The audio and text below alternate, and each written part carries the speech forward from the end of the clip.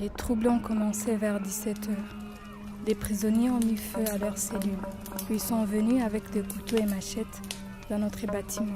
Le 25 septembre 2020, 15 détenus ont maîtrisé leurs gardiens et ont pris d'assaut la prison centrale surpeuplée de Kasapa à Lubumbashi, en République démocratique du Congo.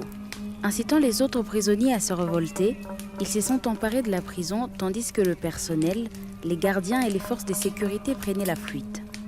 Leur quartier en flammes, les 56 femmes détenues ont été forcées à évacuer leur section sans protection ni nourriture. Nous sommes restés 3 jours dans la cour principale, où les prisonniers se sont mis à nous violer. Parfois ils étaient 10, voire plus. Les détenus ont brûlé tous les effets personnels des femmes et ont imposé un climat de terreur, les violant à plusieurs reprises. Il n'y avait pas d'électricité. Je pleurais et criais, et si j'essayais de résister, ils me frappaient.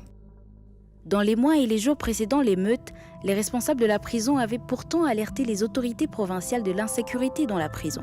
Les avertissements sur l'imminence d'une révolte ont à nouveau été ignorés 5 jours avant les troubles et encore quelques heures avant qu'ils ne débutent.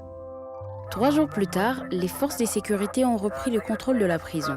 Au moins 7 détenus, dont une adolescente de 16 ans, sont tombées enceintes, très probablement suite au viol.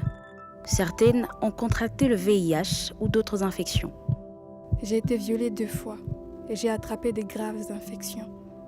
On m'a dit de rester 1 semaine à l'hôpital, mais je n'avais pas assez d'argent pour payer et j'ai dû arrêter les traitements. Certaines survivantes ont reçu des soins d'urgence des bases, mais insuffisants et trop tard.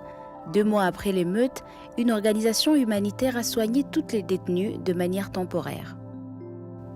Après les viols, je suis tombée enceinte, mais j'ai fait une fausse couche.